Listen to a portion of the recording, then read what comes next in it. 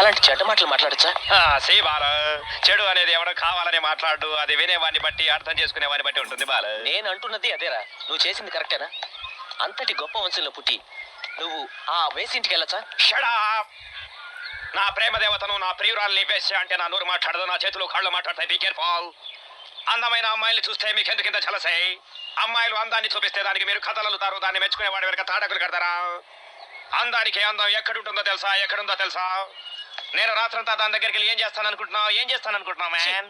ఆ చండాలపు మాటలు వినటానికే చాలా అసహ్యంగా ఉన్నాయి. నీకు పెళ్ళయిందా బాలు? లేదు. మరి నేను రాత్రంతా దాంతో ఏం చేస్తానో నీకెలా తెలుస్తుంది మ్యాన్? నీకెలా తెలుస్తుంది? నేను చేస్తున్న పనిలో తప్పు లేదు, దాన్ని మీరు ఊహించే తీరు తప్పు, మీ ఆలోచనలు తప్పు.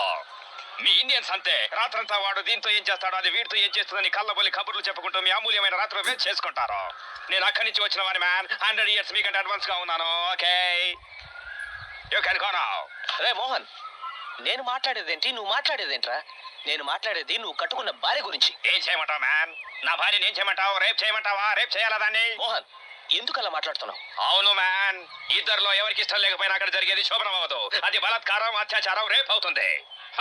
ఎవరికి ఇష్టం వచ్చిన వారితో వాళ్ళు సరదాగా ఉండాలి, ఎవరికి ఇష్టం వచ్చిన వారితో వారు హ్యాపీగా తిరుగుతుండాలి, ఎవరికి ఎవరు అడ్డు చెప్పకూడదు. అందుకే బ్రిటిష్ వాళ్ళు మనకు స్వతంత్రం ఇచ్చింది. ఫ్రీడమ్ వచ్చిందని సంవత్సరానికి ఒకసారి జెండా పైకెత్తి అందరూ చప్పట్టు కొడుతూ స్వీట్ తింటారా? ఈ దేశంలో ఉన్న ఒక్క అమ్మాయి కన్నా తన ఇష్టం వచ్చినట్టు డ్రెస్ వేసుకునే ఫ్రీడమ్ ఇచ్చారా మ్యాన్? ఫ్రీడమ్ ఇచ్చారా? ఒక అబ్బాయి అమ్మాయి పబ్లిక్ లో హాయిగా 2 గంటల సేపు మాట్లాడుకునే ఛాన్స్ ఇస్తున్నారా మ్యాన్? ఒక అబ్బాయి ఒక అమ్మాయి ఒకరినొకరు అర్థం చేసుకుని పెళ్లి చేసుకునే ఛాన్స్ ఇస్తున్నారా మ్యాన్? ఛాన్స్ ఇస్తున్నారా? అమ్మ నాన్న చూసిన అబ్బాయిని అమ్మాయి పెళ్లి చేసుకోవాలి, ఇది మీ సాంప్రదాయం. ట్రెడిషనల్ రేపిస్టులు చేయిస్తున్న ఫ్యామిలీ బలాత్కారం, ఇది అరేంజ్డ్ అత్యాచారం.